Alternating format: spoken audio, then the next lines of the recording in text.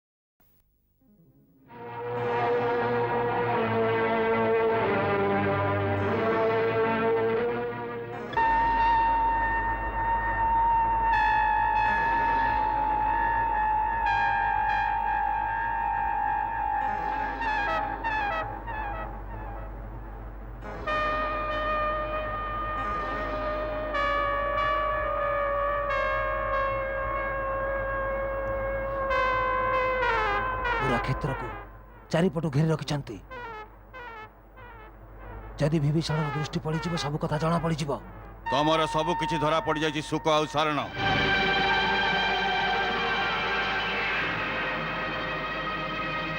मायारे बानर सैनिक रूप धारण कले भी विभीषण आखिर तुम रक्षा नहीं। एवं तुम लुचकाली खेल शेष हो जाइए। निजर प्रकृत रूप को आस।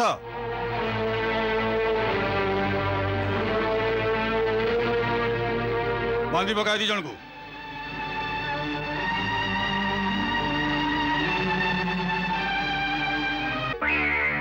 किए माने सुख आ सारण लंका नरेश रावणर विशेष गुप्तचर। ए दुई लंकावासी को बंधन मुक्त कर दियो। गुप्तचर को छाड़ी दबा रण रे पराजयर कारण हो पारे भाई। लक्ष्मण जय आ पराजय जदि गुप्तचर बंचिबा मरिबा उपर निर्भर करे तेबे योद्धार वीरत्व आ रणकौशल व्यर्थ अटे। आपण भली उदार शत्रु मु आज जाए देखिनी प्रभु। एइथिपई जे मो कौन से प्राणीर शत्रु ही नुहे। जदि तमे सबु रहस्य जानी सारिलनी तेबे लंका को जाई प्रसन्नता पूर्वक तम राजा को आम बलाबल विषय रे संपूर्ण परिचित करई दियो। जे केवल सेना गणति आउ केवल सेनापति मानकर बलर परिचय पाईगले युद्धर निर्णय किंबा शत्रु उपरे विजय प्राप्त हुएनि। धर्म नीति आउ सत्य ही प्रकृत शक्ति होता है। जय सर्वदा सत्यर होता है। नहेले प्रत्येक शक्तिशाली आतताई अमर हुंता। यथाज्ञा दयानिधि अयोध्यानाथ एबे जीवाको अनुमति दियंतु। जाओ आउ जाई लंकेश्वर को आमर शक्ति आउ आम सेनार समस्त रहस्य कहि दियो। ए आह्वान भी शुणई दियो जे जेउ बलर साहस रे तबे देवी सीता को हरण करिछ से ही बल एबे निज सेना आउ समस्त शक्ति सहित रणभूमि रे देखाओ। एथि सहित राजा रावण को तपस्वी राम रे डाकरा भी शुणई दब जे राम केवल निजर पत्नी पई लढुने अखिल विश्वर नारी सम्मान सुरक्षार आदर्श स्थापन करबा पई एक धर्म युद्ध करुची। जेमिति कि भविष्यत रे एमिति कुचित चेष्टा आउ एमिति दुराचार कौन से शक्तिशाली राजा करबनी।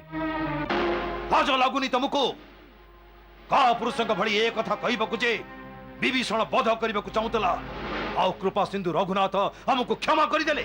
बहुत चतुर गुप्तचर भाव में रहस्य जानवाक जाइथिल, निजर दुर्बलता देखी फेरी आसिल। याठू भल था जीवन को सेठी बाजी लगे था। का पुरुष कोटिकार आमको कापुरुष भावंतुनि महाराज। शत्रु गुप्तचर को आज जाए कहीं जीवित फेरवा दे ना। ये तो से कृपा सिंधु क्षमा मूर्ति श्रीराम उदारता। श्री कुहनी तक सुख तुम जाच शत्रु मान प्रशंसा शुणिबार अभ्यास नहीं मोर। जो प्रकार तुम शत्रु मान गुणगान करुछ से तमर विश्वसनीयता प्रति मोर संदेह बुझुची। तमें आउ से विभीषण भली राजद्रोही हो चाहून तो? क्षमा महाबली, क्षमा दिग्विजयी। मो ऊपर एमती लांछना लगंतुनी, मो राजभक्तिर संदेह करंतुनी। मो पाई लंकार ए माटी सम्मुखरे स्वर्गर राज्य भी किछि नुह। आपणक आदेश रे मु एबे मो मुंड काट करबा को प्रस्तुत अछि। महाराज, जहा किछि देखिली, जहा किछि सुनिली ताकू कहिबा मोर धर्म। ठीक अच्छे, क्षमा देली। कुह से शत्रु पक्षर जहा खबर नहीं आसीच, केउ बानर सेनापति शक्तिर परिचय मिली से विषय कुह। आओ माया युद्ध करिबारे आम संगे लड़िबा योद्धा केउ माने अछंती, तांकर विवरणी दियो। कहा कथा कहिबी, को विषय बा कहिबी? सेठारे साधारणठू भी साधारण सैनिक आउ भल्लुक सैनिक ठारे गोटे अद्भुत साहस रही। महाराज, हनुमानर शक्ति को तो आपण देखि सारिछंती। सेठिकार साधारण सैनिक ठारे एभली अद्भुत साहस देखि मु आश्चर्य हेली। प्रलाप बंद करो।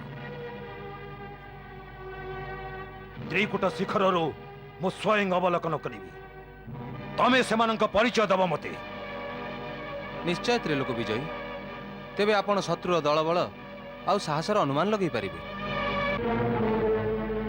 चलो। देखो प्रभु, यही हूँ लंका नगरी।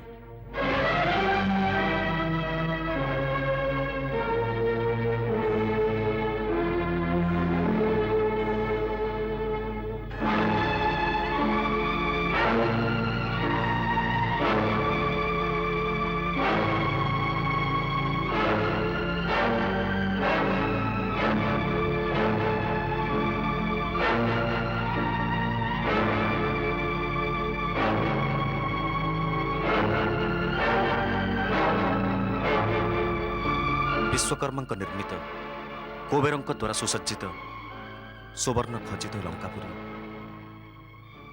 ये तो जमी अलकापुरी को भी टपी जाऊँ।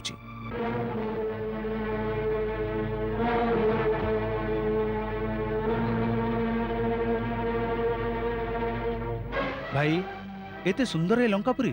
विभीषण कुलद्रोही, मु ता मुह भी देखा चाहूनी। आउ ता संगे किए अछंती? किष्किंधा नरेश, सूर्यपुत्र सुग्रीव, तांको संगरे लक्ष्मण आउ सी श्रीराम। श्री तक कुहरी राम राम।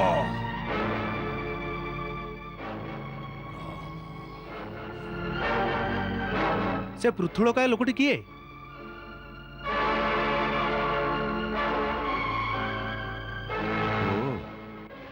स्वयं लंकापति रावण।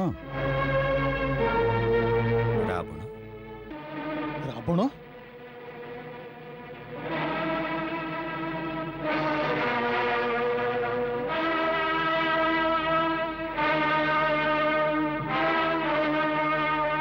तेबे ये माता सीता को चोरी करी नहीं थिला? नाराधम, यार पृथ्वी ऊपर रहिबार कौन अधिकार नहीं।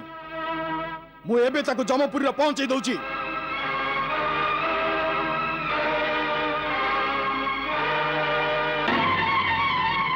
रावण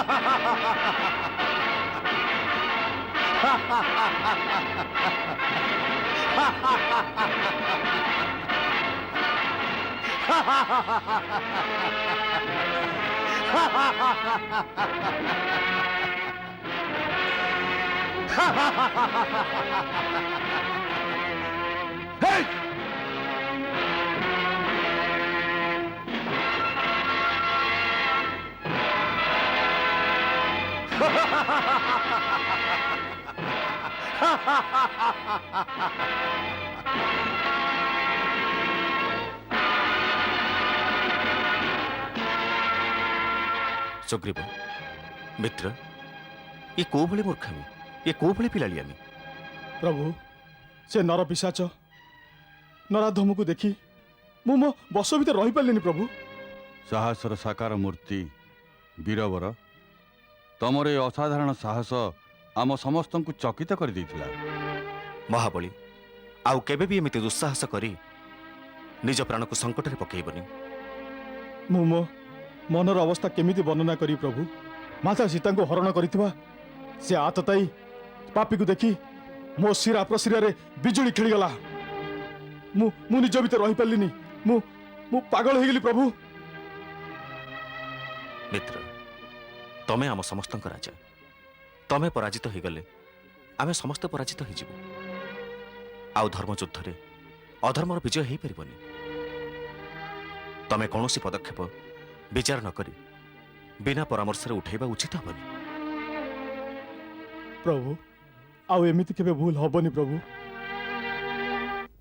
कौन कहलु सुग्रीव तांको ना आकाश मार्गरु उल्का परी कूदी पड़िले आम महाराज को ऊपर को। हे प्रभु कौन सब विलक्षण घटी जाउची। ठीक एमती से दिन अदृश्य दिगरु गोटे तीर आसी मो कर्ण कुंडल खसई देला। महाराज को मुकुट धूली धूसरित हो गला। आउ तापरे से तीर के जाने कोठी विलीन हो गला। आउ आमे गर्व करूछु जे माया शक्ति रे आमुटु केही बळी जिबेनी। कह ए समस्त घटना को कथार लक्षण। हे प्रभु मु एबे कोन भा करिवि केमिति तांको कुबुद्धि को बदलैबि ताको सत्मार्ग को आनिबा पे की उपाय करिवि। शांत हुंतु महारानी आपण बहुत व्यस्त होउचंती। बड़ बड़ दिगपाल भी आपणक पतिंकर किछि भी करि परिबेनी। तू जणे नारी है आउ जणे नारी हृदयर कथा बुझी पारुनो। खराब ही खराब तो हेउची सुधार कोठी। एक निवेदन करिबी आपणक पिता दानव राज महाराज लंकार पुनरुद्धार करिया पई आसीचंती। तांको कहंतु महाराजक हित अहितर कथा बुझेइबे। मय महाराज ससुर तांकर आदर करंती। हनुमान समग्र लंका जळै दी जाइथिला। तार पुनर्निर्माण एते शीघ्र रे आपणक पिताश्री त करिचंती। आम महाराज तांक कथा निश्चय सुनिबे।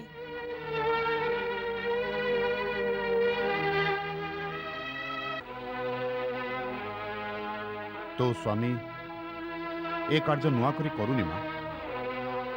यह तो आम दानव समाज पुराना परंपरा जे जार जेते अधिक राणी हेबे से सेते वैभवशाली आ बलवान रे गणा हबे। यह तो प्रतिष्ठार प्रतीक।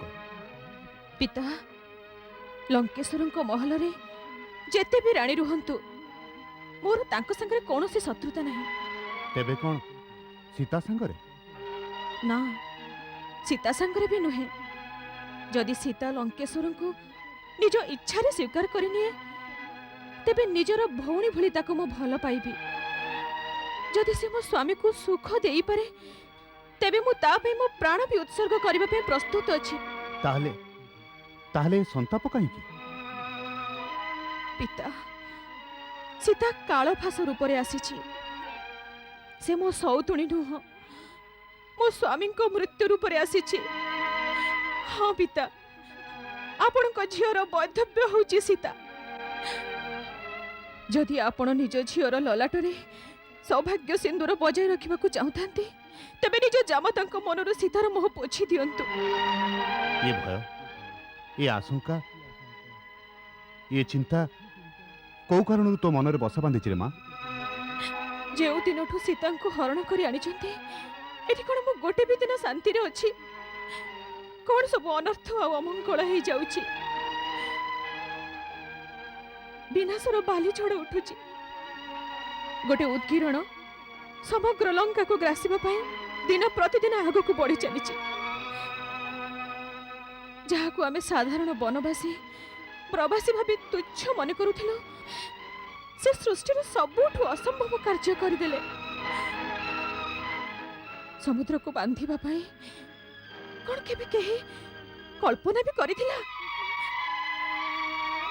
पिता जड़े बानर द्वारा भस्मीभूत ध्वंसावशेष लंका को पुनरुद्धार तो आपण करदेले, किंतु मो स्वामी को शरीर को नूतन प्राणदान दे पारिबे आपण?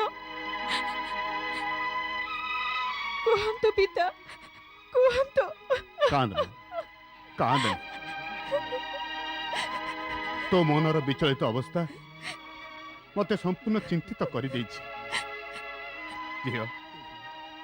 मु चेष्टा करी तो स्वामी को सत्मार्ग को आनिबा पाई, ताकू बुझेबा पाई।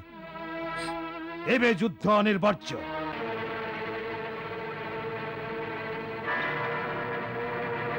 लंकार मंत्रीगण, सेनार पदाधिकारी नायकगण, युवराज इंद्रजित, सेनापति प्रहस्त, आपण समस्त को आदेश दे आर्यावर्तु आसीथिबा ए दुराचारी दुस्साहसी मानव किछि भल्लुक बानर को सांगरे धरी लंका आक्रमण करिवार दुस्वप्न देखुछि।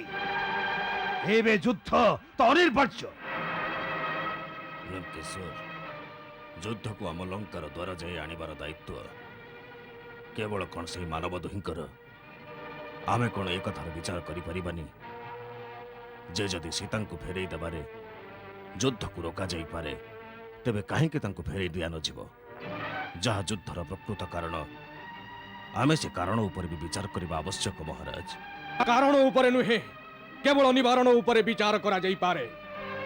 एमिति निज माटी ऊपर को आसीथिबा दुस्साहसी तुच्छ नरबानरकर संगठित शक्ति को आमर सीमा लंघिबार शास्ति देई पुणी सागर सेपट को फोपाड़ी दिया जीव, केवल सही कथार योजना करने को हब। बस लंकेश्वरंकर समालोचना अपराध बोली धरा जीव। मूल विषय घुंची जाई आउ कौनसी विषय आलोचना न करा जाऊ। आमे बेकार रे तर्क वितर्क रे समय नष्ट करुथिबा आउ से मशा सागर ऊपर उड़ी आसी आम मुंड ऊपर बसी गलेनी। आमे एमिति नीति प्रणयन करिबा दरकार जेउथिरे से विषधर सर्पंकर फणा एइठी दଳି देई हबो। तू सेनाध्यक्ष पदवीर अनुकूल कथा कहिचु। आमे सावधान रहिबा उचित, किंतु प्रथमे प्रहार भी करिबा उचित नुहे। क्षमा महाराज, एई नीतिर मु सर्वदा विरोध करि आसुची। एई नीतिर परिणाम रे शेष रे से असरपा गुडांकर पर बाहरी गला। पर बाहरी बाही असरपांकर प्राण जीवार संकेत। महाराज, असरपांकु मारिबा को आज्ञा प्रदान करंतु। तार भी समय आसुची, किंतु एबे आमे आम व्यूह रचना अनुसारे प्राचीर भितर रहिबा उचित। जेमिति अभिमंत्रित कवच मध्यरे शरीर सुरक्षित रही थाए, कौनसी अस्त्र शस्त्र प्रभाव ता उपरे हुए नहीं। आमे भी आमर विराट विशाल दुर्भेद्य दुर्ग भितरे सुरक्षित, किंतु सावधानता सह सैन्य मानक संचालन करी सतर्कता सहित तांकर गतिविधि को तीक्ष्ण दृष्टि रे परखि नबा उचित। किंतु सेमाने तो चुप ही रहिबेनी। से आक्रमण करी लंकार दर भांगी भीतर को आसीबा को चेष्टा करिवे। चेष्टा तो करिवे, किंतु सफल हेबे नहीं, कारण लंकार प्राचीर पार करी देवता माने भी भीतर को प्रवेश करि परिबेनी। हाँ, आमर दुर्भेद्य प्राचीर रे मुंड पिटी पिटी धीरे धीरे निश्चित थकी जिवे। ताहा ही उचित समय हब गोटाए थकी जाइथिबा शत्रु उपरे आक्रमण करिबा। सेते बेले तांको परास्त करिबा आम पई सहज हब। महाराज, ମୋ ଦୂତଙ୍କ ସମାଚାର ଯେ ସେମାନେ ଅଦ୍ଭୁତ ଗରୁଡ଼ ବିହର ରଚନା କରିଛନ୍ତି ଯାହାକି ଅଭେଦ୍ୟ। ସୁକ ତୁ ତାଙ୍କ ଦ୍ୱାରା ପ୍ରଭାବିତ ହେଇ ଆସିଛୁ। ଆରେ ଭେଦ କରିବାର ପ୍ରଶ୍ନ କୋଉଠି ଉଠୁଛି? ଗରୁଡ଼ ବ୍ୟୁହ ରଚନ୍ତୁ ବା ଶକଟ ଅଥବା ଚକ୍ର ବ୍ୟୁହ ସାଥିରେ ମୋର୍ଚ୍ଚାବନ୍ଦୀ କରନ୍ତୁ। ଆମର ଯୋଜନା ତ ସେମାନଙ୍କୁ ସେମାନଙ୍କ ଦ୍ୱାରା ନିର୍ମିତ ବ୍ୟୁହରେ ନଷ୍ଟ କରିଦେବା ଉଚିତ। ବ୍ୟୁହ ରଚନା କରି ମଧ୍ୟ ଯୋଉ ବିଷମ ପରିସ୍ଥିତିରେ ପଡ଼ିଯାଇଛନ୍ତି ତା ଅନୁମାନ କରୁନ କାହିଁକି? ପଛରେ ରହିଲା ସମୁଦ୍ର, ସମ୍ମୁଖରେ ଲଙ୍କା ଦୁର୍ଗର ଅବିଦ୍ୟ ପ୍ରାଚୀର, ତା ମଧ୍ୟରେ ଶୁଖିଲା ରଣ ପ୍ରଦେଶ। ଖାଦ୍ୟ ବିନା ତାଙ୍କ ସେନା କେତେବେଳେ ଯେ ଲଢ଼ି ପାରିବେ? ହଁ, ମହାରାଜଙ୍କର ଚିନ୍ତା ବହୁତ ଗଭୀର। ଶତ୍ରୁ ନିଜର ଶକ୍ତି ନଷ୍ଟ କରି ନିଜର ବ୍ୟୁହରେ ଛଟପଟ ହେଇ ପ୍ରାଣ ତ୍ୟାଗ କରିବ। ତଥାପି ବି ଶତ୍ରୁ ଶତ୍ରୁ ଅଟେ। ସମସ୍ତ ପ୍ରକାର ସ୍ଥିତିକୁ ସାମ୍ନା କରିବା ପାଇଁ ସତର୍କ ରହିବା ଦରକାର। ସେଥିପାଇଁ ଆମର ନିଜସ୍ୱ ସୁରକ୍ଷା ଆଉ ସମରାଙ୍ଗନକୁ ଯିବାର ସ୍ଥିତି ଉପୁଜିଲେ ସେଥିରୁ ପାର ପାଇବାର ସମ୍ପୂର୍ଣ୍ଣ ଯୋଜନା ଆମେ ଏବେଠୁ ତିଆରି କରିନେବା ଉଚିତ। ମଙ୍ଗଳ ଭବନ ମଙ୍ଗଳ ହାରି ଦଶରଥ ନନ୍ଦନ ଗୋଲକ ବିହାରୀ।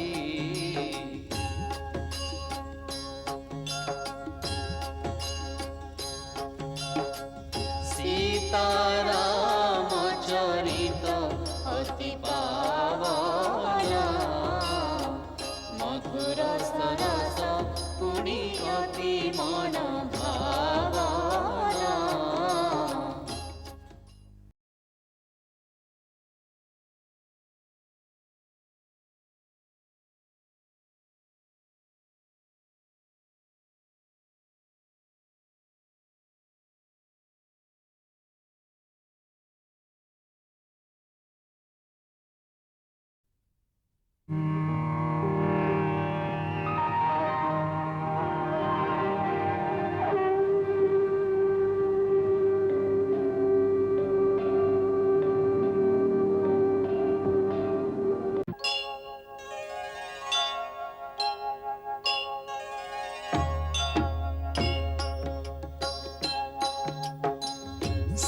ସୀତାରାମ ଚରିତ ଅତି ପାବନ ମଧୁର ସରସ ପୁଣି ଅତି ମନ ଭାବନା।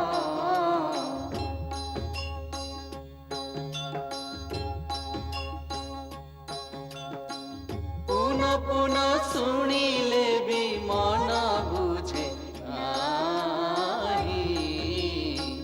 ହୃଦୟର ତୃଷ୍ଣା କେବେ ହେଲେ ନ ମରାଇ।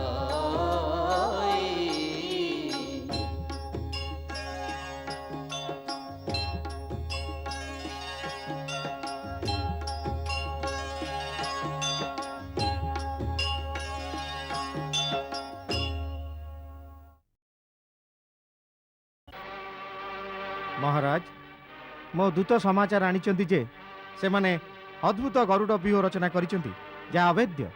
ସୁକ ତୁ ତାଙ୍କ ଦ୍ୱାରା ପ୍ରଭାବିତ। ଆରେ ଭେଦିବାର ପ୍ରଶ୍ନ ଉଠୁଛି ବା କୋଉଠି? ଗରୁଡ଼ ବ୍ୟୁହ ରଚନ୍ତୁ ବା ଶକଟ ଅଥବା ଚକ୍ର ବ୍ୟୁହ ସାଙ୍ଗରେ ମୋର୍ଚ୍ଚାବନ୍ଦୀ କରନ୍ତୁ। ଆମର ଲକ୍ଷ୍ୟ ସେମାନଙ୍କୁ ସେମାନଙ୍କ ଦ୍ୱାରା ନିର୍ମିତ ବ୍ୟୁହରେ ହିଁ ହରେଇବା।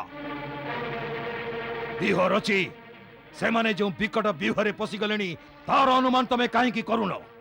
ପଛରେ ରହିଲା ସମୁଦ୍ର, ସମ୍ମୁଖରେ ରହିଛି ଲଙ୍କା ଦୁର୍ଗର ଅଭେଦ୍ୟ ପ୍ରାଚୀର, ତା ମଧ୍ୟରେ ଶୁଷ୍କ ରଣ ପ୍ରଦେଶ। ବିନା ଖାଦ୍ୟରେ ସେମାନେ କେତେବେଳେ ଯେ ଲଢ଼ି ପାରିବେ? ହଁ, ମହାରାଜଙ୍କର ଚିନ୍ତା ବହୁତ ଗଭୀର। ଶତ୍ରୁ ନିଜର ଶକ୍ତି ନଷ୍ଟ କରି ନିଜର ବ୍ୟୁହରେ ଛଟପଟ ହୋଇ ପ୍ରାଣ ତ୍ୟାଗ କରିବ। ତଥାପି ବି ଶତ୍ରୁ ଶତ୍ରୁ ସବୁ ପ୍ରକାର ସ୍ଥିତିର ସମ୍ମୁଖୀନ ହେବା ପାଇଁ ସତର୍କ ରହିବା ଆବଶ୍ୟକ। ସେଥିପାଇଁ ନିଜର ଆଭ୍ୟନ୍ତରୀଣ ସୁରକ୍ଷା ଆଉ ସମରାଙ୍ଗନକୁ ଯିବାର ପରିସ୍ଥିତି ଆସି ପହଞ୍ଚିଲେ ତାଠୁ ରକ୍ଷା ପାଇବାର ସମ୍ପୂର୍ଣ୍ଣ ଯୋଜନା ଆମକୁ ଏବେଠୁ କରିବା ଦରକାର। ସର୍ବୋଚ୍ଚ ସେନାଧ୍ୟକ୍ଷର ପଦବୀ ଯୁବରାଜ ଇନ୍ଦ୍ରଜିତ ସମ୍ଭାଳିବେ। ସମସ୍ତ ଯୁଦ୍ଧର ସ୍ମୃତି ସ୍ୱାକ୍ଷର ରହିଛି ଯେ ଯେଉଁ ଯୁଦ୍ଧରେ ଇନ୍ଦ୍ରଜିତ ରଣ ସଞ୍ଚାଳନ କରିଛନ୍ତି ଆମର ସେଥିରେ ଜୟ ହେଇଛି।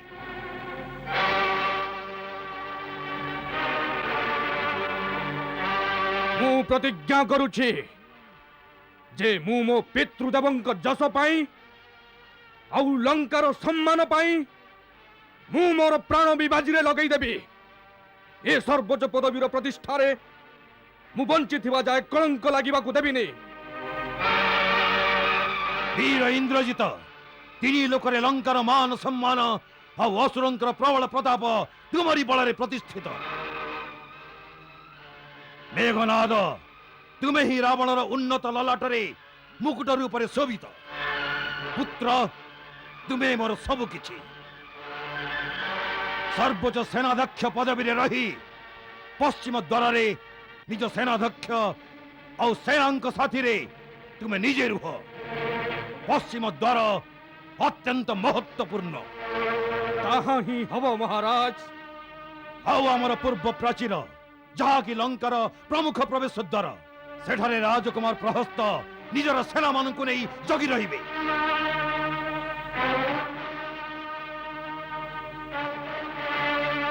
ମୁଁ ଶପଥ କରୁଛି ମୋର ଜୀବିତ ଅବସ୍ଥାରେ ପକ୍ଷୀଟିଏ ସୁଦ୍ଧା ପୂର୍ବ ଦ୍ୱାରରେ ପ୍ରବେଶ କରିପାରିବନି।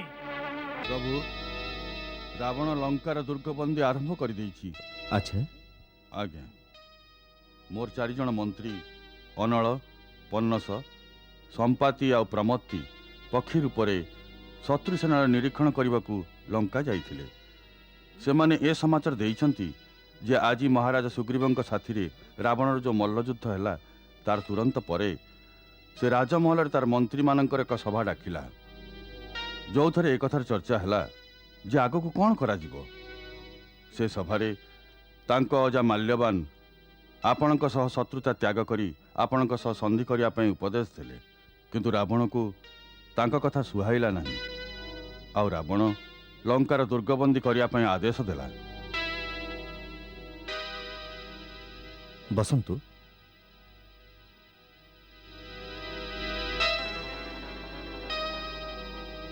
ସେ କ'ଣ ଭାବୁଛି? ପ୍ରଥମେ ସେ ଆକ୍ରମଣ କରିବ ନା ଆମେ ଆକ୍ରମଣ କରିବା ଯାଏ ଅପେକ୍ଷା କରିବ?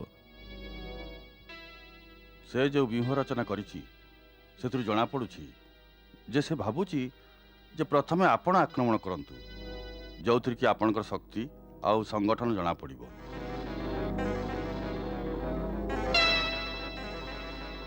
ତାର ବ୍ୟୁହ ରଚନା କେମିତିକା? ଲଙ୍କାର ପୂର୍ବ ଦ୍ୱାରରେ ସେ ସେନା ସହିତ ନିଜ ପୁତ୍ର ପ୍ରହସ୍ତକୁ ସୁରକ୍ଷା ପାଇଁ ନିଯୁକ୍ତ କରିଛି। ଦକ୍ଷିଣ ପଟ ଦ୍ୱାର ମହାବଳୀ ମହାପାର୍ଶ୍ୱ ଆଉ ସେନାପତି ମହୋଦରଙ୍କ ସଂରକ୍ଷଣରେ ଅଛି। ଆଉ ସେ ବିଶେଷତଃ ନିଜର ମହାପରାକ୍ରମୀ ପୁତ୍ର ଇନ୍ଦ୍ରଜିତକୁ ପଶ୍ଚିମ ଦ୍ୱାରର ଭାର ସମର୍ପିଛି। ଆଉ ନିଜେ ରାବଣ ଗୁପ୍ତଚରଙ୍କ ପ୍ରଧାନ ଶୁକ ଆଉ ସାରଣ ଆଦି ରାକ୍ଷସମାନଙ୍କ ସାଙ୍ଗରେ ଉତ୍ତର ଦ୍ୱାରକୁ ଜଗି ରହିଛି। ଏ ବ୍ୟୁହ ରଚନାର ଅର୍ଥ ଆପଣ କ'ଣ ବୁଝୁଛନ୍ତି? ମୁଁ ଭାବୁଛି ଯେ ରାବଣ ଏଇଆ ଭାବୁଛି ଯେ ଯେବେ ଆମର ଗୁପ୍ତଚର ଆମକୁ ଏକଥା କହିବେ ଯେ ଦକ୍ଷିଣ ଦ୍ୱାରର ମୋର୍ଚ୍ଚା ଦୁର୍ବଳ ଅଟେ, ତେବେ ଆପଣ ନିଶ୍ଚିତ ନିଜ ସେନାର ଅଧିକାଂଶ ସୈନିକ ଧରି ସେହି ଦ୍ୱାରକୁ ଆକ୍ରମଣ କରିବେ। ସେ ଆକ୍ରମଣରେ ଆପଣଙ୍କର ଯୁଦ୍ଧନୀତି ଆଉ ସେନା ସଞ୍ଚାଳନର ଶୈଳୀର ଆଭାସ ପାଇଯିବେ। ତାପରେ ଏମିତି ବି ହେଇପାରେ ଯେ ଯଦି ଆପଣ ସମସ୍ତ ଶକ୍ତି ଉକ୍ତ ଦ୍ୱାରରେ ଲଗେଇ ଦିଅନ୍ତି ତେବେ ଦ୍ୱିତୀୟ ମୋର୍ଚ୍ଚା ଦୁର୍ବଳ ହେଇଯିବ। ସେହି ଅବସ୍ଥାରେ ବି ହେଇପାରେ ଯେ ଇନ୍ଦ୍ରଜିତ ପଶ୍ଚିମ ଦ୍ୱାର ଖୋଲି ବାହାରକୁ ଆସିବ ଆଉ ଦକ୍ଷିଣ ଦ୍ୱାରରେ ଆପଣଙ୍କର ଯୁଦ୍ଧରତ ସେନା ଉପରେ ପଛରୁ ଆକ୍ରମଣ କରିଦେଇପାରେ। ଆଉ ପୁଣି ମହାପାର୍ଶ୍ୱ ନିଜ ଦ୍ୱାର ଖୋଲିଦେଲେ ସେ ଦୁହିଁଙ୍କ ସେନା ମଧ୍ୟରେ ଆପଣଙ୍କ ସେନା ପଶି ବିଧ୍ୱଂସ ହୋଇଯାଇପାରେ। କିନ୍ତୁ ଯଦି ଆମର ଆକ୍ରମଣ ବହୁତ ତୀବ୍ର ବେଗବାନ ହୁଏ ଯେ ପ୍ରଥମ ପ୍ରହାରରେ ସେମାନଙ୍କର ଦକ୍ଷିଣ ଦ୍ୱାର ଭାଙ୍ଗି ଦେଇ ଆଗକୁ ବଢ଼ି ହେବ, ତେବେ କ'ଣ ନଗର ଉପରେ ଆମର ଅଧିକାର ହେଇପାରିବ? ନାହିଁ। କାହିଁକି? କାରଣ ନଗରର ଠିକ୍ ମଧ୍ୟଭାଗରେ ରାବଣର ଜଣେ ପ୍ରମୁଖ ସେନାପତି ବିରୁପାକ୍ଷ ଅସ୍ତ୍ରଶସ୍ତ୍ରରେ ସଜ୍ଜିତ ହୋଇ ଗୋଟାଏ ବିଶାଳ ସେନା ସାଥିରେ ଏମିତି ଗୋଟାଏ ସୁଯୋଗର ଅପେକ୍ଷାରେ ଛିଡ଼ା ହେଇଛି। ଏ ଅବସ୍ଥାରେ ଆମ ସେନା ତ୍ରିମୁଖୀ ବ୍ୟୁହରେ ପଡ଼ିଯିବ। ଏହାର ଅର୍ଥ ଏଇଆ ଯେ ଯେତେବେଳେ ଯାଇ ଆମେ ଗୋଟାଏରୁ ଅଧିକ ଦ୍ୱାରକୁ ଏକା ସାଙ୍ଗରେ ଭାଙ୍ଗି ଭିତରକୁ ନ ପଶିଛେ ସେତେବେଳେ ଯେ ଆଗିବା ଉଚିତ ହେବନି। ମୋର ବି ଏହି ଅଭିପ୍ରାୟ ପ୍ରଭୁ। ମହାରାଜ ବିଭୀଷଣ, ଏ ସମାଚାର ପାଇଁ ମୁଁ ଆପଣଙ୍କର ଆଉ ଆପଣଙ୍କ ଗୁପ୍ତଚର ମନ୍ତ୍ରୀମାନଙ୍କର ଋଣୀ। ମୋର ଆଜ୍ଞା ସୂର୍ଯ୍ୟୋଦୟ ଉତ୍ତାରୁ ବାଳିପୁତ୍ର ଅଙ୍ଗଦ ସେନାଙ୍କ ସହିତ ଦକ୍ଷିଣ ଦ୍ୱାରରେ ମହାପାର୍ଶ୍ୱ ଆଉ ମହୋଦରଙ୍କୁ ଦମନ କରିବ। ବାୟୁପୁତ୍ର ହନୁମାନ ପଶ୍ଚିମ ଦ୍ୱାର ଭାଙ୍ଗି ସେନା ସହିତ ପ୍ରବେଶ କରିବ ଆଉ ଇନ୍ଦ୍ରଜିତକୁ ସାମ୍ନା କରିବ। ଲଙ୍କାର ପୂର୍ବ ଦ୍ୱାରରେ ବାନର ଶ୍ରେଷ୍ଠ ନୀଳ ରାବଣ ପୁତ୍ର ପ୍ରହସ୍ତକୁ ଆକ୍ରମଣ କରିବ ତଥା ଉତ୍ତର ଦ୍ୱାରରେ ଯେଉଁଠି ବ୍ରହ୍ମାଙ୍କର ବରଦାନର ଶକ୍ତିରେ ପାଗଳ ହେଇ ଋଷି ଆଉ ମହାତ୍ମାଙ୍କର ଅପକାର କରୁଥିବା ପାପିଷ୍ଟ ରାବଣ ପ୍ରହରା ଦଉଛି ସେଠିକି ଲକ୍ଷ୍ମଣ ସାଙ୍ଗରେ ମୁଁ ଯିବି। କାରଣ ସେ ରାକ୍ଷସ ରାଜାର ବଧ ମୁଁ ନିଜେ କରିବାକୁ ନିର୍ଣ୍ଣୟ କରିଛି। ମହାରାଜ ସୁଗ୍ରୀବ, ଜାମ୍ବବାନ ଆଉ ମହାରାଜ ବିଭୀଷଣ ମଧ୍ୟ ମୋର୍ଚ୍ଚାରେ ରହିବେ, ଯେଉଁଠୁ ସେମାନେ ଚାରିଦ୍ୱାରର ଅବସ୍ଥାର ନିରୀକ୍ଷଣ କରିପାରିବେ। ସେନାର 1/4 ଭାଗ ଅସ୍ତ୍ରଶସ୍ତ୍ରରେ ସୁସଜ୍ଜିତ ହେଇ ଶିବିରରେ ହିଁ ରହିବେ, ଯେଉଁମାନଙ୍କ କି ଯୁଦ୍ଧରେ ଥକି ପଡ଼ିଥିବା ସୈନିକଙ୍କ ସ୍ଥାନରେ ଯୋଗ ଦେବା ପାଇଁ କେବେ ବି ଡାକରା ପଡ଼ିପାରେ। ଲକ୍ଷ୍ମଣ, ଭାଇ, ମହାରାଜ ସୁଗ୍ରୀବ, ପ୍ରଭୁ, ହନୁମାନ, ପ୍ରଭୁ, ତମେମାନେ ସମସ୍ତେ ଶିବିରକୁ ଯାଇ ମୋ ଆଜ୍ଞା ଅନୁସାରେ ବ୍ୟୁହ ରଚନା କରିବାର ବ୍ୟବସ୍ଥା କର। ସୂର୍ଯ୍ୟ ଉଦୟ ହେଲେ ଆମ ସୈନିକମାନେ ନିଜ ନିଜ ସ୍ଥାନରେ ପ୍ରସ୍ତୁତ ରହିଯିବେ। ଯଥାଜ୍ଞା ପ୍ରଭୁ।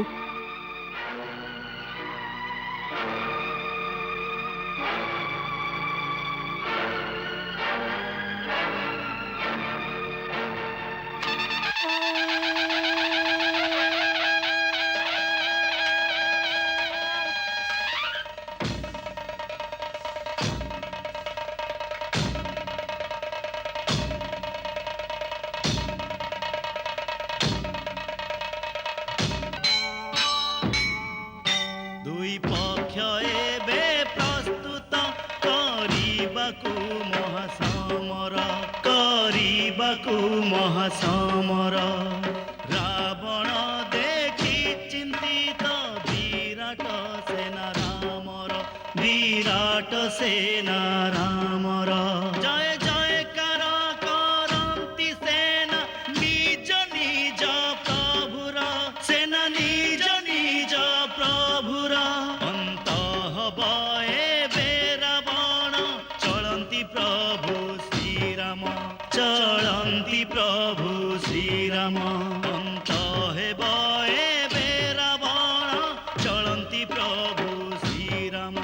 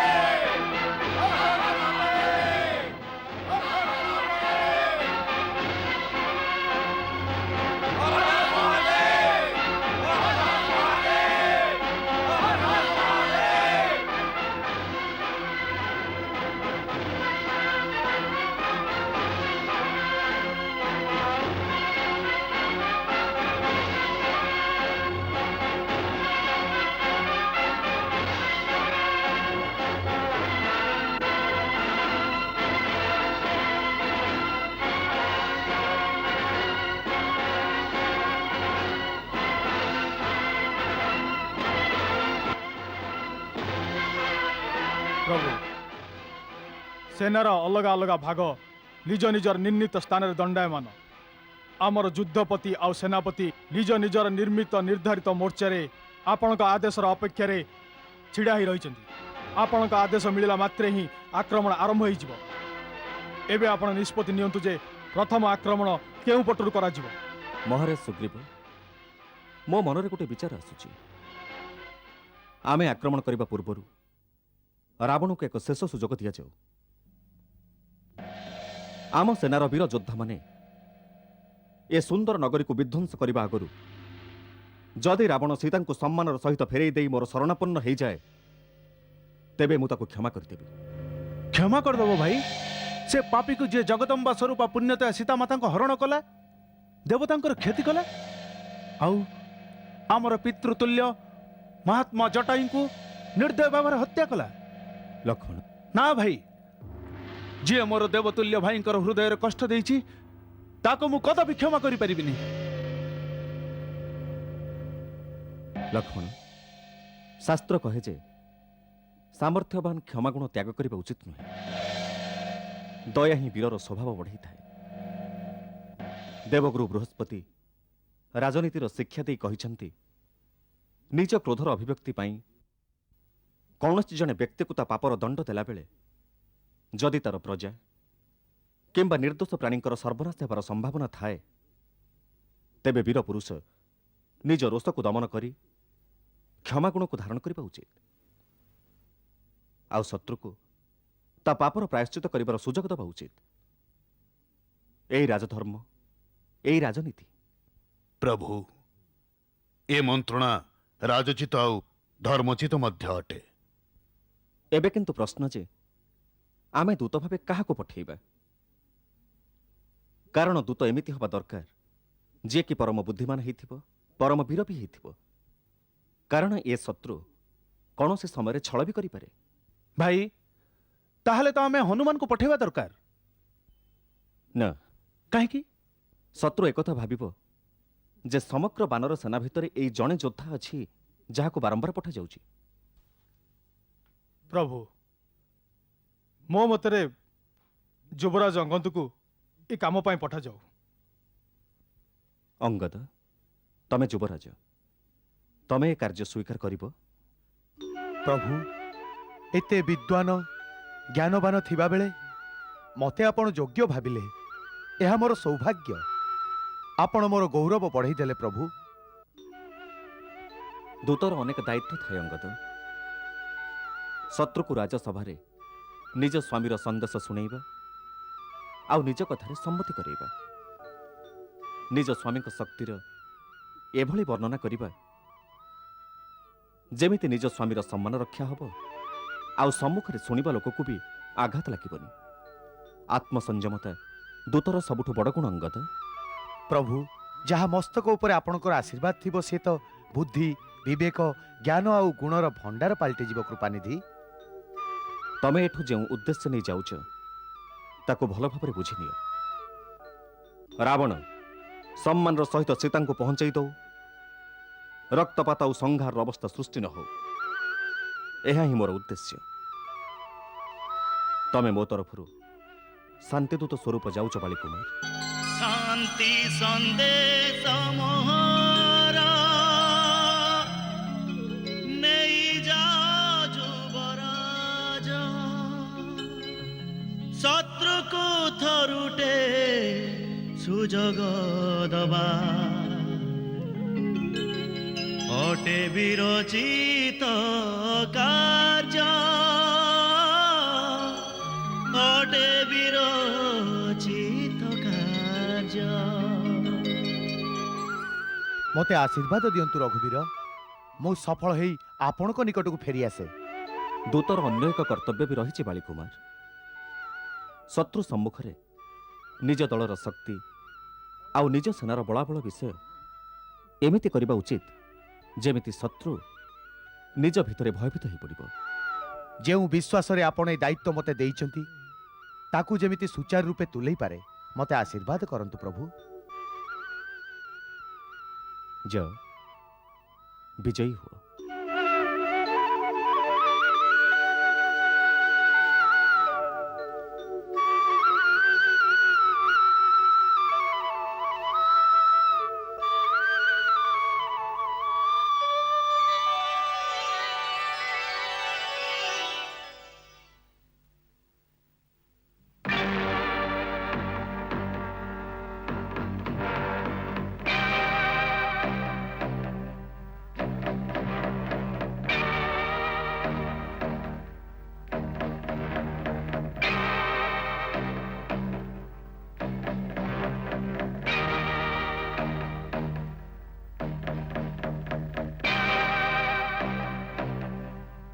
सावधान किए तमे राजदूत कहा राजदूत मु प्रभु श्रीराम दूत आसीबार उद्देश्य लंका नरेश रावण को मु प्रभु श्रीराम संदेश देवी सही छिड़ा हुआ अनुमति मिलला पर जे आकु आसीबो मो अनुमतिर अपेक्षा करुची ये शत्रुर दूत शत्रु पक्षर दूत सेनानायक को खबर दिया।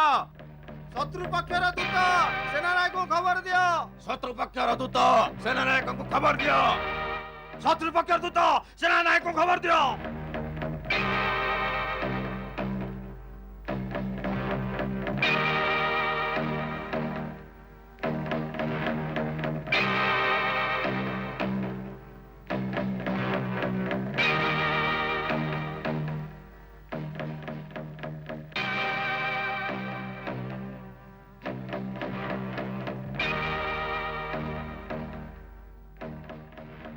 कौन हला आज्ञा मणिमा शत्रु पक्ष दूत आसीबा को अनुमति चाहूची छाड़ी दियो किंतु तांको कुह तांको सेना को पछ को घुंचाई देबे ता परे द्वार खोला जिवो।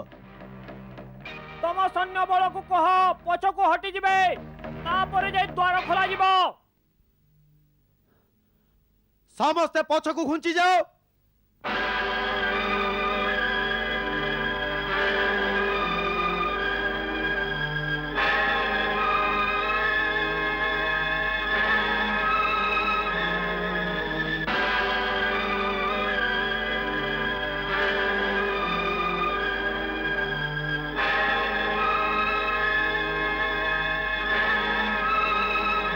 सैन्य दूर को चली गलेनी एबे द्वार खोली दियो।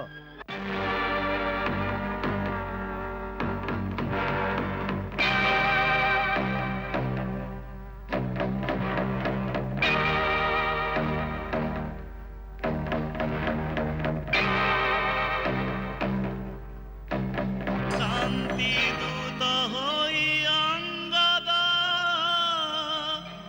नेई शांतिर संदेश असत्य धर्म नीतिर गड़रे करे प्रवेश गड़रे करे प्रवेश। तमे महाराजा को भेटिबा को चाहूछ? हाँ दूतर अस्त्र आवश्यक हुएनी तमर गदा एट रखी दियो।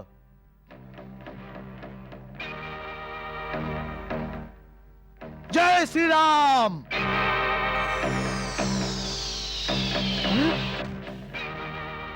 ये तो राजकुमार अंगदଙ୍କ गदा यार अर्थ कौन? सेमाने दूत को निजर अस्त्र त्याग करने को कहिथिबे सेथिपे राजकुमार निजर गदा सेमानकु न देई निज सेना पाखकु पठेई देले।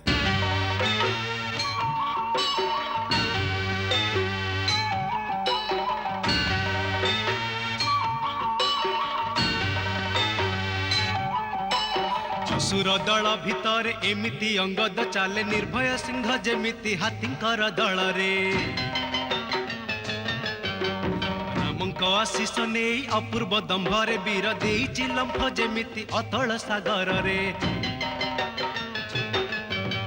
पारिब बारो कि किए केही कण करि पारे सूर्यंकर प्रकाश को निघंच जंगल रे हजारे वीर अछंती रामंक सेनानी रे अंगद परिके अछि बुद्धि आउ बल रे। मंगल भवन मंगल हारी दशरथ नंदन गोलक बिहारी